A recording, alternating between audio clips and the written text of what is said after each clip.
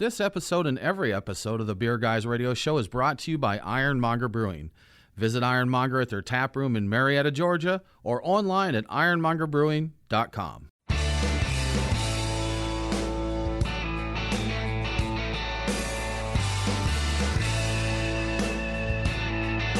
Open up a tab, grab a seat, and pour a pint. It's time for the Beer Guys Radio Show. You want free beer? Go to the brewery. Dedicated to the art, science, and enjoyment of craft beer. Yo, what's wrong with the beer we got? Now, here are your hosts, Tim Dennis and Brian Hewitt. And welcome to the Beer Guys Radio Show. We are broadcasting live, not from the studio, Brian. Not at all. We are at a beer festival. We are at Little Beer Fest in Duluth, Georgia, hosted by Good Word Brewing. And we're going to talk little beers, Brian. We are. I'm Tim Dennis. Y'all know Brian Hewitt. He's here with me. And Brian, how are you doing this week? I'm doing well. So joining us today, we have a bunch of different people talking little beers. We've got Todd DiMatteo, Ryan Skinner, both from Good Word. They're here right now joining us. Later on, we're going to have Joran Van Ginder, Sean Bainbridge for Halfway Crooks. We got Jake Endress from Crooked Run joining us. We've got Jake Andrew Endress, Harden. Brian. Endress, yes. Yep. Jake Endress from Crooked Run Brewing and Andrew Harden from Thin Man. So we've got a full show. That is a full show. It is. Guys, They've thanks for also joining been us. convicted of crimes. They're now full-time crooks. We got full-time crooks. Just so you know. No Well, longer there's no have- such thing He's as definitely halfway full-time. crooks. That's what I'm saying. He's a full-time Right. crook now. Full-time. exactly. They're It's false front- marketing. Fronting with this halfway crook stuff. Todd, Ryan, how are you gentlemen doing today? I'm Better good. now? I think I died a couple Good. of minutes Yeah, ago. better now. Dead. Died a few minutes ago. Yeah. D- Died. D- We're 2 hours into it. The last couple days were rough. Oh, yeah. We only f***ed up a few small things. You So know what, Ryan? feeling We're on good. the radio, so you can't swear. I'm sorry. That's okay. We'll censor those two out. Like 1 minute in. 1 minute in. And we've got two. But we'll make it from here, We right? won't screw it up. That's right. We will Listen, it not. was that CBD thing. the CBD That's thing. I don't know what right. you're talking about. It was Oh, the CBD yeah, thing. nothing. Yep. So- CBD. What They is were it just even handing is these that? things out here. It's the weed thingy. Guys, I'm going to be honest with you. That wasn't CBD. Uh-oh. We've been. Oh, no. It's like some Seth Welcome Rogen. Yeah, welcome to the That's next three. 4 hours. That's three. Have fun. Again. I'm so sorry. Ryan's not allowed on the show anymore due to vulgarity. Todd, Ryan, guys, thanks for having us out here. Thanks for inviting Thanks for having us us. to the festival, Little Beer Fest. We love the little beers. We love Good Word, so it's cool to Thank be you out very here much. hanging with you. Appreciate y'all. What made you decide to make this happen? Todd, I know we've communicated about the fest. Is this a joint effort, or did you let him run This away is with it? 99% Todd, so he's going to do 99% most of Todd. the talking. I'm going to sit here and just drink this. Drink beers. That's not true at all. Me and Ryan talked about doing this maybe 2 years ago. What we drink has, changed for sure. We haven't really been into the hazy IPAs for a while, and you can tell from our own tap list. Sure. But Yeah. we talked about this at least a year and a half, 2 years ago, and we just kind of put it on the back burner. Obviously, COVID shut everything down, It so we does just it. weren't thinking Yeah. about it. I actually went to the city and said, hey, is it okay if I do like a small thing out in the courtyard? And it was like, nah. A week later, Ryan was in the office with the city manager and offhanded just mentioned, yeah, we were trying to do an event and it'd be cool if we could. And they were like, oh, yeah, we'll do it.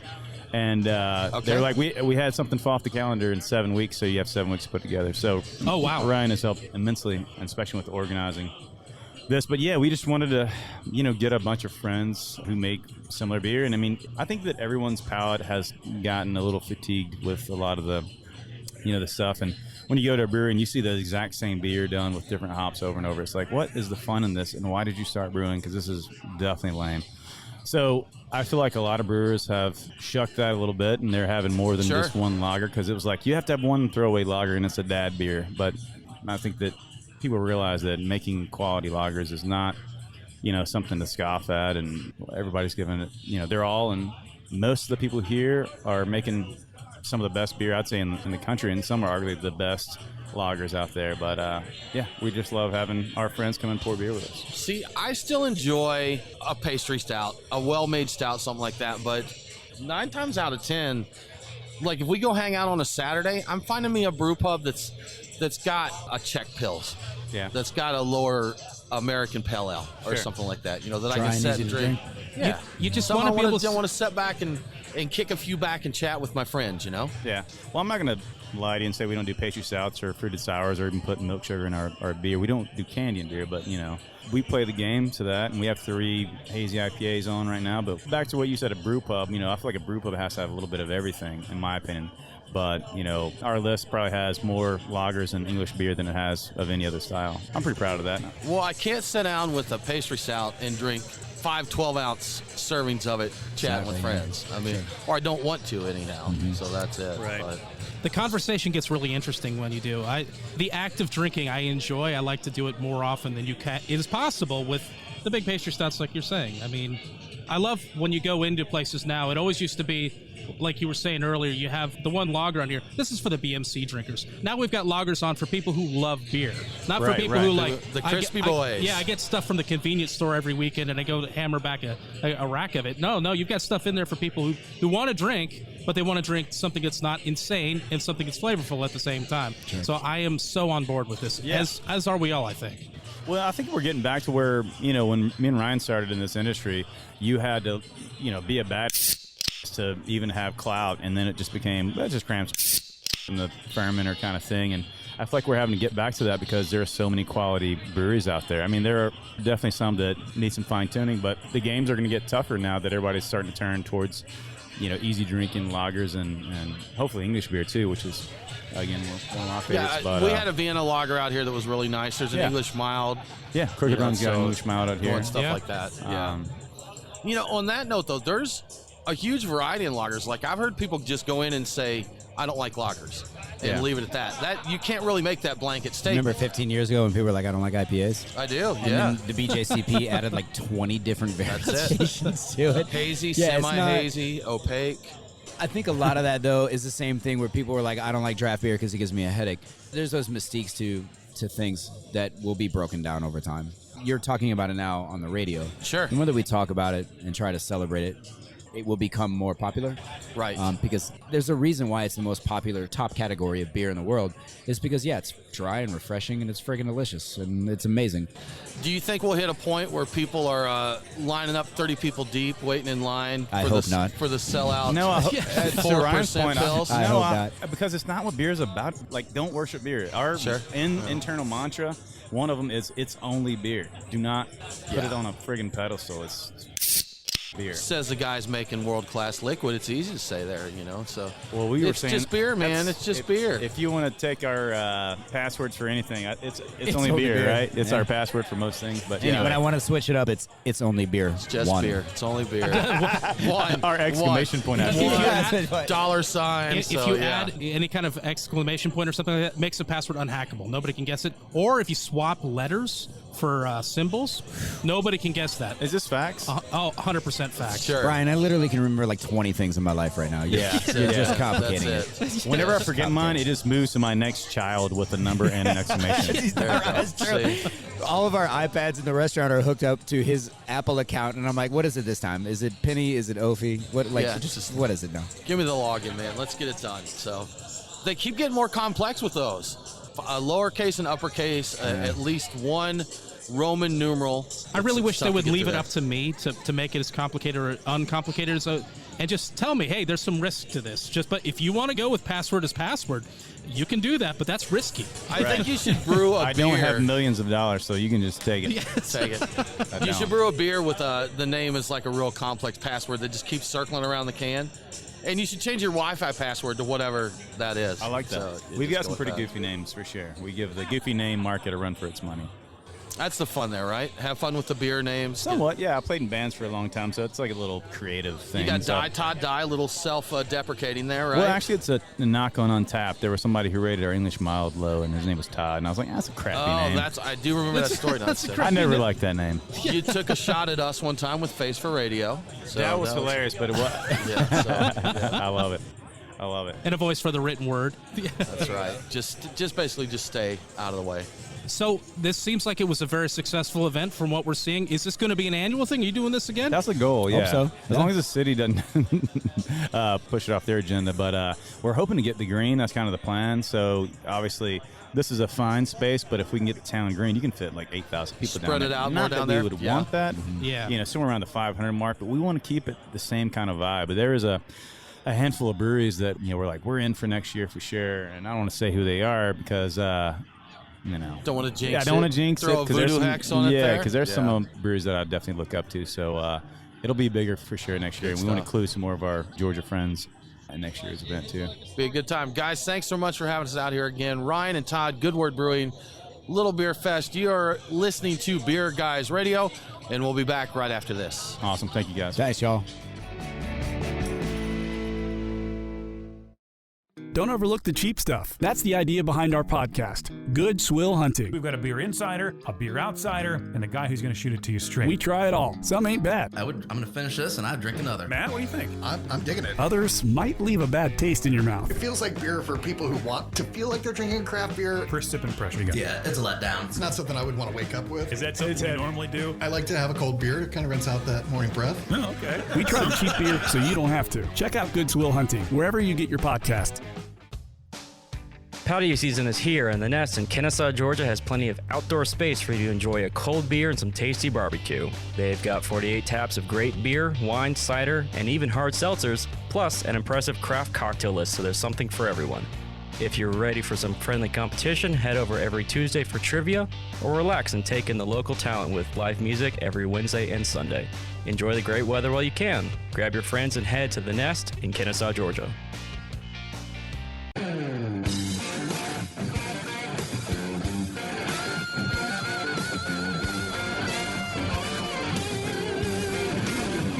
Follow the Beer Guys on Facebook, Twitter, and Instagram. Now, back to the Beer Guys Radio Show. Shake it back! Welcome back to the Beer Guys Radio Show. Remember, all episodes are available on demand, so if you missed the broadcast, get the podcast. Beer Guys Radio is available on all popular and unpopular podcasting apps. Now let's get back to Lager Talk at Little Beer Fest. Little Beer Fest, Duluth, Georgia. Good times. Our first beer fest since February 2020. Yes. So it's good to be back and partying. And we have Jake Endress here from Good Word Brewing. Jake, how are you today, sir? I'm great. How you doing? Good, man. Good. And you mentioned you had a small festival, so to speak, at your brewery, little intimate event recently, right? Yeah, we did a mini festival called Propagation that we hope to make a little bit bigger next year, but it was the end of April, and Good Word and a couple other breweries that are here today contributed some beer, and it went very, very smoothly, but it was just capped at 50 people per session, so very low-key. That's a good time, man. I'm glad to be back outside having some fun, seeing friends, but Jake, we got one of your brews here right now. What are we sipping on? That is one of the beers we're pouring today. It is called Canary, and it is a dry hop grisette, low ABV saison that was bottle conditioned, and it uses a yeast that we isolated from elderflowers that grow outside our original location. Okay. You know, when people say little beers or low alcohol beers, I almost always go to a Pilsner in my head. That's just mentally where I go to, but there's a huge variety out here today, you know, from the mixed cultures. Like you said, Brian, you said there's ESBs, there's Vienna lagers. There are, yeah. And I think there's even a half out there somewhere. For all the madness, there's stouts and porters here, too. So what is the lowest ABV beer you do that may surprise people how low the alcohol is on it? Well, we are pouring an English mild that's 3.5 today, but we also have a adjunct lager called Prim that's 3%. Wow, 3%. It would take a lot of those for me to tie on a buzz. So let me just tell you, that sounds like a plan. That's a plan to get me to buy more of them. You can give it a whirl. Back when I was homebrewing, I made an English mild, and I had some left in the keg that I needed to use the keg, so I thought, you know, there's probably 2 pints left. I'll just drink it and then, you know, be done with it. I ended up drinking like about 5 of them. Or, no, actually 10. And I just kept going through it, and it just is so low ABV, it just doesn't really do anything, which is nice if you're trying to hang out all day. It'll make you run to the bathroom a lot. Yes, a lot. Yeah. But, yeah. He probably got, did you get to the point you're challenging yourself? Like, I'm going to get a little buzz off this one way or the other. I was Let's giving it keep a whirl, going. yeah. It gave it his best effort. Start shotgunning ESBs or English milds. Now, when we talked to you before, Jake, you do, I think they're called low intervention wines. Is that right? Do they do any low ABV wines, or are you just kind of controlled by what's in your grapes happening there? Oh, yeah, we do low ABV wines, and I'm really excited about this. So we just had our first wine release 2 weeks ago, and one of them was a Paquette, which is 4.5% wine made from second-use grapes. So you take the pomace that's left over after crushing and pressing, and you add that to water along with some sugar and make a little low-gravity wine that drink's surprisingly full-bodied and full-flavored because the skins still have a lot of flavor left. Okay. And our first release was kind of small, but we have an orange paquette coming up, and it's all I'm going to drink this summer. It's awesome. It's the party guile of wine, right? Yes, I was just exactly. I was just trying to think of the term for that, the party gal. So that happens in wine as well as beer. I guess it makes a lot of sense. You got a lot of raw material left over. Why not, right? Yeah, and one misconception that I kind of had before we started doing this a lot, we do second-use fruit too, is that it's just a way to stretch your money, but that's not really what it is. The flavor is a lot different because your skin ratio is like way higher. So you're pulling a lot more tannins, and also it's way more condensed. So 10 pounds of pomace is kind of like 100 pounds of grapes. Okay, right. That's pretty interesting. I did not know they had second use on grapes like that. So that's pretty cool to make it stretch your beverages out. We've done stouts and porter, party guile, and then of course the saison, like a higher ABV saison to table beer kind of thing before, so that's always fun. Those are fun, yeah. And I guess you can't really make dog biscuits out of pumice like you can with spent grain, right? They don't taste too good. I think grapes are poison to dogs. Probably, actually. yeah. That's what I was thinking. Dogs can't eat grapes or raisins. That's toxic. Okay, well, that makes sense that they couldn't eat raisins. They're just concentrated grapes. So, yeah. So the answer to your question, Brian, is a solid no. You cannot make dog treats out of that. Well, you can. You should never give them to dogs. Yeah. Just ornamental dog treats. Yeah, yes, ornamental dog treats. Hang them on your Christmas tree. Yeah. That's our moment of insanity for the show, ornamental dog treats that you just lay around the house. Jake, what types of little beers do you dig? What do you go for on the weekend? You're kicking the 3.5% or 12-pack? To be honest, typically I drink whatever new thing we just put out, regardless of what style. I kind of like everything, and if it's new, I will have drank it less, so it's more appealing to me. But when it comes to small beers, the paquette, like I mentioned, is something I'm drink a lot of. And then, obviously lagers and stuff like that are good too. But when we released our mild, I drank 6 on a Saturday. Yeah. And, it was fine the entire time. So it's nice. I'm loving that lagers are cool. I've been about 3 years predicting. I'm like, they're on it. Pilsner's coming back. These lighter lagers are coming back. And finally, it's starting to get, there's a beer fest for them. So, that should be a good thing. How much variation do you do in lagers at your brewery? How much do you experiment there? So we have a year-round Pilsner that we do called Coast. And then all of our other lagers use a different yeast strain and are treated a little bit more differently. They get more lagering time. All of them are naturally carbonated via spunding valve. And then we really try to make use of a lot of different types of interesting Pilsner malts and other Virginia-grown grain too. We're very fortunate to have a farm brewery near us that grows a lot of grain called Wheatland Spring. And they have some excess that they can sell us. They're actually here at the festival today. Okay, cool. You should give it a try. So I would like you to explain what a spunding valve is, because I don't actually know what it is. I feel like I should by this point in time. Yeah, so a spunding valve is just, German breweries use them a fair amount, but they just kind of cap the carbonation. It's essentially a pressure relief valve that you set to a certain level, so as the beer is fermenting, the CO2 can't vent as rapidly as it would if you were just blowing it off. So it's forced into solution in the beer, and so it carbonates as it's fermenting. So you use that valve, and you can kind of set your vols of CO2 via that valve. Like it'll say, we want the beer at this pressure, it's going to let the rest out of there. Exactly. That's pretty awesome. So That's protecting pretty cool. that keg or bottle conditioning. Well, I guess not bottle, because bottles don't have spunding valves yet. Not that I've seen, or cans. That'd be an expensive batch of bottle conditioning there. With all, people would buy it. They would line up to buy cans with spunding valves on them. I know they would. Can conditioned. And another one of Brian's great ideas. That's right. So you could hang an ornamental dog treat on the can. That's right. To go along with it. You've got a valve to hang it off of. It's perfect, right? Yeah, absolutely. Yeah. Are you getting a chance to get out to any of our Georgia breweries? Of course, we're right here at Good Word, but you making a trip of this? Yeah, so we brought a big crew here, and the plan is tomorrow to go to Braves game, and then after go to Arches and halfway Crooks. Okay. And then we got to get on a plane and fly back home. Now, Terrapin has a brewery attached to the Braves Stadium. Oh, so then we will definitely go there. And it's kind of cool. It's a barbecue place and a brewery, the Terrapin ATL Brew Lab. But if you're in the stadium, you can come through the back. You don't have to leave the stadium to get to the Terrapin Brewery. Sweet. So they do make my favorite Terrapin beers, and the easy access is nice when you're watching the game. And the barbecue place has country fried ribs. So if you're thinking about needing those in your life, that would definitely be something to go for there. Indeed. Brian, what are you most looking forward to here today? So I am looking forward to trying. You know what? I've seen a lot of grisettes here, and that excites me. You've got a grisette. We got a grisette on the table that was given to us. I'm loving the grisette style. I it's the right time of year for it, and it's a style that I forget about. So what style of beer are you interested in trying out, guys? Dude, I got to be honest. I like the Pilsners. I like the Pilsners. We had an Italian Pilsner from Halfway Crooks that was really good.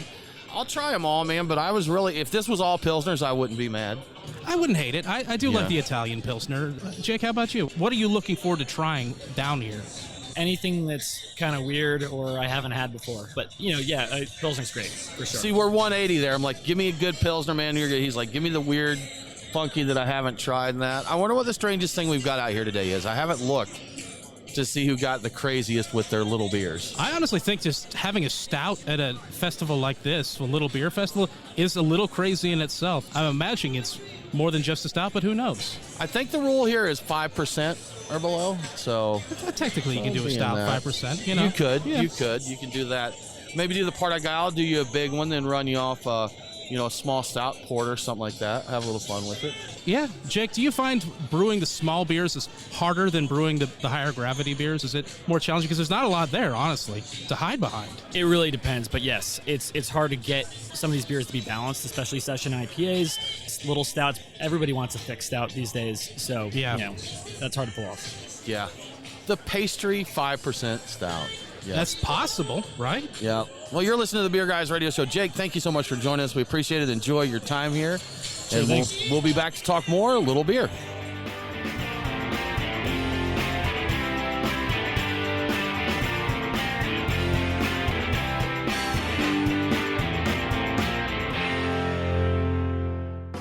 Looking for a perfect afternoon beer, a feel-good weeknight beer with your dinner, or a great beer for whenever you don't want alcohol? Look no further than Athletic Brewing. They've won awards on multiple continents and are revolutionizing anything you've ever thought about non-alcoholic beer. Check out their website at athleticbrewing.com for a store closest to you, or order online with free shipping nationwide. athleticbrewing.com. Use code BeerGuys25 to get 25% off your first round on us.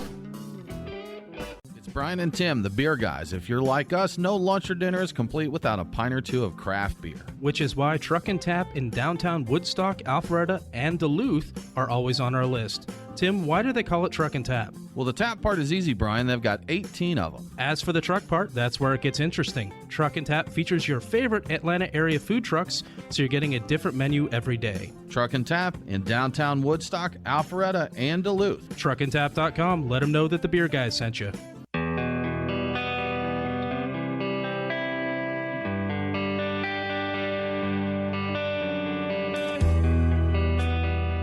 Follow the Beer Guys on Facebook, Twitter, and Instagram. What in tarnation? Now, back to the Beer Guys Radio Show. Welcome back to the Beer Guys Radio Show. I want to give a quick shout out to one of our great radio affiliates, KFAR 660 AM and 97.5 FM in Fairbanks, Alaska. Catch Beer Guys Radio on KFAR every Saturday at 12 a.m. Now let's get back to Lager Talk at Little Beer Fest. Little Beer Fest. We're here with Thin Man Brewing. With Andrew or Drew, anything but Andy, right? Anything but Andy, yep. Anything but Andy. And I was admiring your shirt just before it came on here, and it looks kind of like a Buffalo Sabres with a guinea pig, but I'm told that's a wombat. It is a wombat. Go Bills. Go Bills. It is a wombat. So our flagship is Trial by Wombat, New England style, Galaxy, Citra Mosaic, what everyone likes. That doesn't sound like a little beer, though, huh? It is not. Okay, yeah. It is not. I want to know what a wombat even is. I've heard of them. I have no idea. So wombats are really cool. They poop cubes. Oh, all right. So so their sphincter is actually set in a square, and they poop cubes because they're territorial. So you mark your territory as you do, and apparently different sections of Australia are on a grade. So if you poop a cube, that sounded really good in my headphones. If you poop a cube, radio sound, as the old saying goes, doesn't roll downhill. So if you poop a cube, it's not going to roll that far. That's interesting. I would have never thought of the importance of that. I'm fun out of that wombat whole facts. Story. I'm most impressed with a square sphincter because I don't see how that works. But I wasn't built that way, but that's okay. Genetics at its finest. How about that, man? It's is that a surgery you can get? Because now I'm interested. I don't think toilets are designed that way. Oh, that's true. It's a square peg through a round hole. That's right. Wow. This Little is not Beer what Fest? This is not what you expected at Little Beer Fest. Sorry, wait, I'm here for Marmot Facts. Marmot Facts. Okay. You can subscribe to that list. So, Hashtag Marmot Facts. Andrew, Little Beer, Thin Man, what's some of the little beers you brew there at Thin Man? We brew very little beers. Okay. What are you doing here, man? I was born in Marietta, and Todd is very nice to us. Okay, Todd's a good dude. So, yeah, they wanted a brewer, and I'm here. There you go. What did you bring? What did you bring? You had to bring something kind of smallish, right? We did. So we brought Che Notte. Oh, what a night. Or what a night in Italian. As I don't speak Italian, so hopefully I'm translating as appropriately as I can. But it's Italian-style Pilsner. Very low, spunded, traditional, malt forward, nice and crisp. And then we brought Backwards. So Backwards is exactly what that is. So we're going to go back to 1996. And we're going to pour you a highly carbonated mixed fermentation saison. As they did back in 1996. Yes, Party that's times, why it's backwards. Okay, yeah. 25 years ago. Do you get into the Pilsners? You guys play in the Pilsner territory there? We do. So we have our original brew house, which is a 15-barrel brew house on Elmwood Avenue in Buffalo. That was where we actually opened and started. And now I work at the production facility, which is a 30-barrel brew house. We're processing a 90-barrel fermenters and 150-barrel fermenters. So we make a lot of production beer. We don't get to have a lot of fun. Ryan Karchuk, I'm going to shout it out to him because Ryan, he's a fantastic guy, and he does a lot of our smaller batch stuff. And he's the guy that gets to have fun and tool around a little bit. You're cranking them out, though, right? Yes, we mix business with pleasure as much as we can. And to talk a little dirty, we were talking off the air. You said in your casual time, you've been known to maybe live the high life, right? I do live the high life, yes. I like to drink cheap, inexpensive beer. Let's say you can only drink macro lagers. Okay. Is High Life the one you're going for? I will actually go to the side and say I like Miller Lite. Okay. I mean, High Life is great. Miller Lite is a little lighter.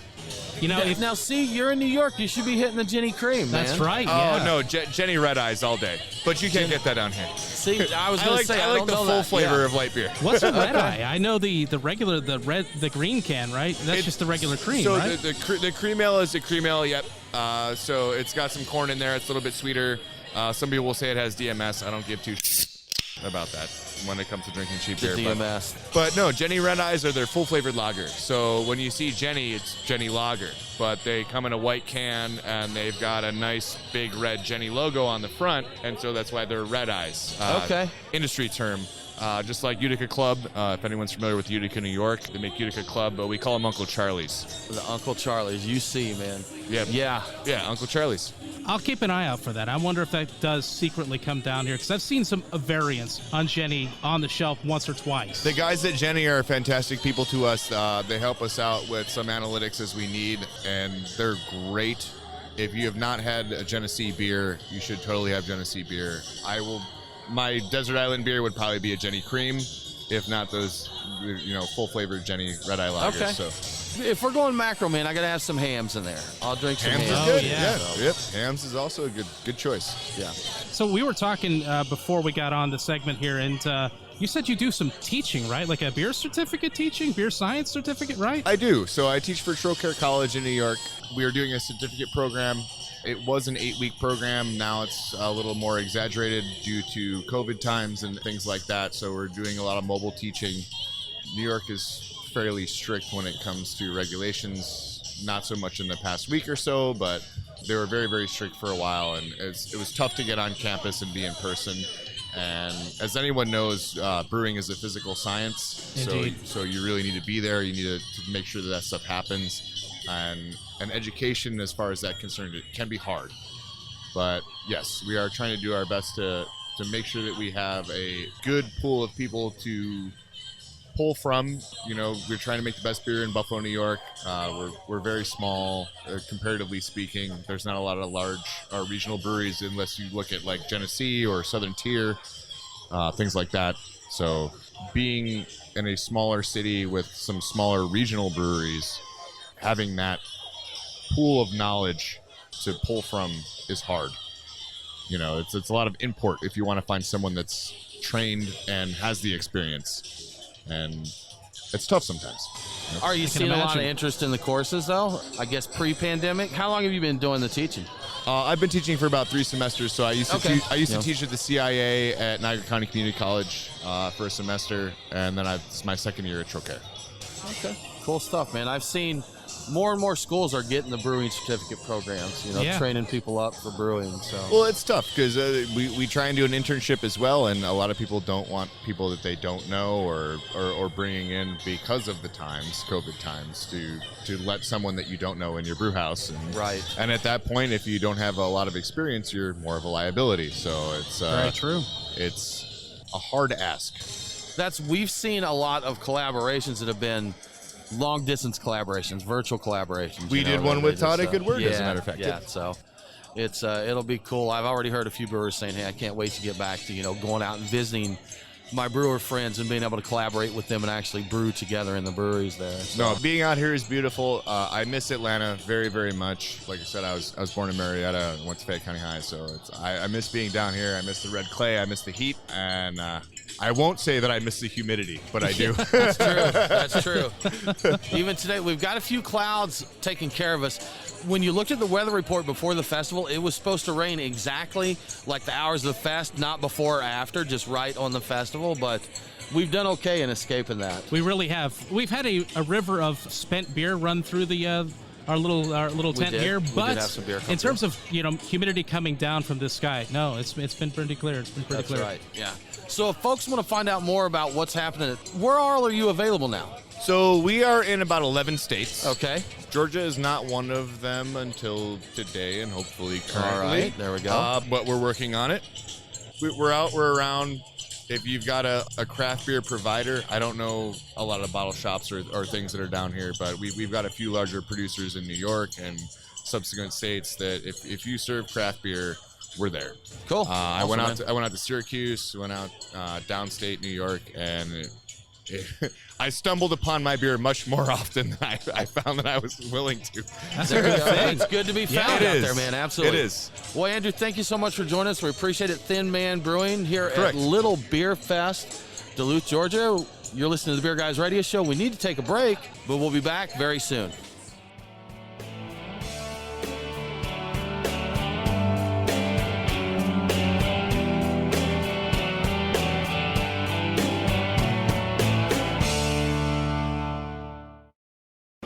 Have you ever thought about owning your own brewery but don't know what it takes to get one built?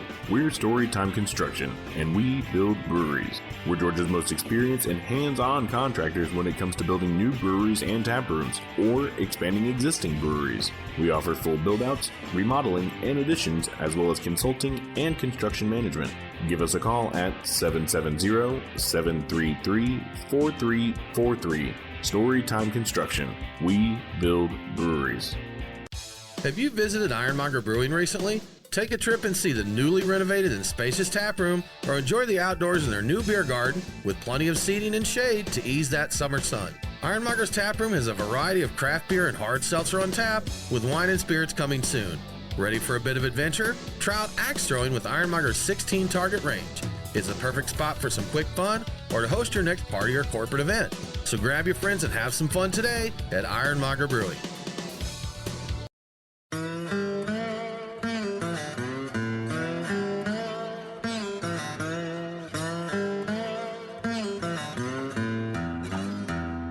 Follow the Beer Guys on Facebook, Twitter, and Instagram. Cannonball coming. Now, back to the Beer Guys Radio Show. Welcome back to the Beer Guys Radio Show. If you enjoy the show, please consider supporting us on Patreon. Just go to patreon.com/beerguys. Patrons get cool perks like Beer Guys swag and commercial-free episodes. Now let's get back to Lager Talk at Little Beer Festival. Little Beer Fest. We are here with the Halfway Crooks. We have Sean and Yoron here. Guys, thanks for joining us. Yeah, thanks for having us. Thanks for having us. This is your jam, right? Little Beer Fest. This fits really well with Halfway Crooks, huh? Yeah, it's the first beer fest we've done in a very long time, and I think it's like one of the best. It's awesome, right? We've only done 2? So this is definitely in the top 2. It's in the top 2. Now, before we get into any beer talk, I want to talk about hats. Hats and sweatshirts, I think. So Lager. 4 lagers, right? There's 4. A lot of people say 3, but there's It's definitely lager. Definitely 4. So those really kind of took on a life of their own, right? Yeah, they did. Why? Something so simple. Why do you think that's it? The simplicity, the statement of it. I think I think it might be the shape of the letters. It forms this beautiful like half moon situation. Right. And I think people respond to that shape. It's Feng symmetrical. shui. Yeah, it's got some feng shui to it. Symmetry. Yeah, I feel more at peace seeing that hat on a person's head than I do without. Yes. I think a lot of the things that we do are pretty subtle, but that's one of the things that we do that's probably not subtle, and maybe that's we see people all over the world wearing the hat or the sweatshirt and stuff. You'll look on Instagram and see brewers everywhere with those. So it's interesting to see the way that took off. Yeah, we ship a lot outside the country. I drive to DHL twice a lot. Yeah, I've seen them in Germany before, which was pretty crazy. What's the furthest away? How far away do they get? We sold some to Russia, right? Yeah, Russia, England, Belgium, Scandinavia, Italy. They're everywhere. They're everywhere, man. Yeah. Everywhere. So little beers, guys, you did a Kolsch Fest with a traditional Kolsch service, 20 centiliter glasses, and you empty one out, and there's another one there waiting for you, which I personally think is the way all beer should be served. Yes. Oh, right? Indeed. And you had Czech Beer Days. I think that just wrapped up for you recently. Is that right? That's right. And that was a good time. Came out. We had there was a representative from the Czech consulate there. Yeah, correct? you guys were there when we did. That's right. Got to see the kickoff. Honorary. We had the toast. Yeah. Yeah. So, they came down. We reached out to them because we wanted to make sure we kind of did the festival right and had a good representation of Czech culture and food and beer, and they signed off on it.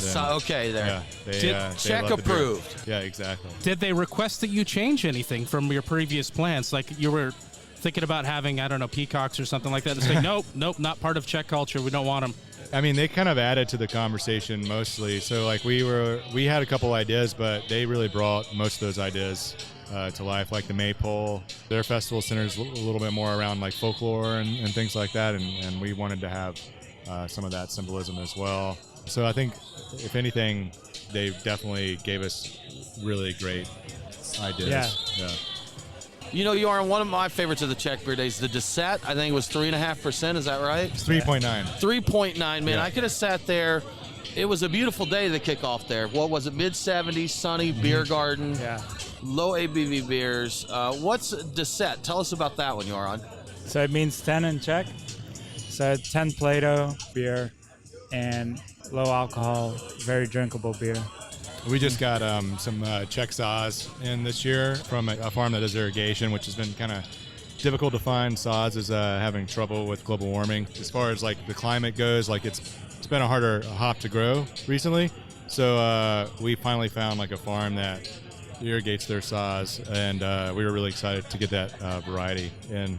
Direct. Czech saws there. Yeah. Right? So maybe you don't know this, but is that not typical in Europe to irrigate hop farms? I'm not a farmer, so I wouldn't know. No, we had some sauces before, and they were on and off. Yeah. So we're really happy with this one. Yeah, the quality was a little bit wavy, and this is it's an amazing hop. I mean, we actually tried it with Stan, and he was basically saying that if the beer's not good, we did something wrong. It wasn't the hops. Then, no pressure at all. Just says the hops guy, right? Yeah. So I saw Stan out here. Stan Hieronymus. We had him on a couple weeks ago on our Friday live stream. Talked hops. Talked about specifically Good Words hops and the relationships you have there. But Stan is here at the fest and is getting ready to relocate to Denver. Yeah, we're gonna miss him. So. We're gonna miss him out here. Sure are. So Sean, Joran, do both you guys brew, or is it? Yeah. Team effort? We both brew, and then we just hired Joel. Joel's helping us out as well. So yeah, he's been great. Joel previously brewed at Scofflaw, and I think he came on around like what 2 months ago or 3 months ago. Yeah, he's been a huge help. Yeah. When people visit Good Word, because you guys went into what is known as Atlanta's Summerhill neighborhood. Yeah. And you're on the front end of the revitalization down there because the area, it wasn't great before that, right down by Turner Field.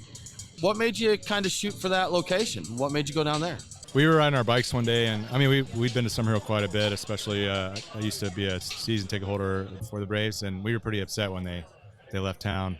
And we were just kind of riding our bikes around and saw these beautiful old brick buildings, and we really wanted a brewery that felt cozy and lived in and celebrated like kind of the history of Atlanta architecture. And a lot of these buildings are being torn down as we all know, and seeing the developments go up. So we were really enamored by these buildings, and just kind of kismet. The next day someone called us and they were basically like, we heard you wanted to start a brewery, and we have acquired these buildings on Georgia Avenue, and we just kind of went from there. That's cool. And Sean, the interior decorating, that's a little inspired by you, right?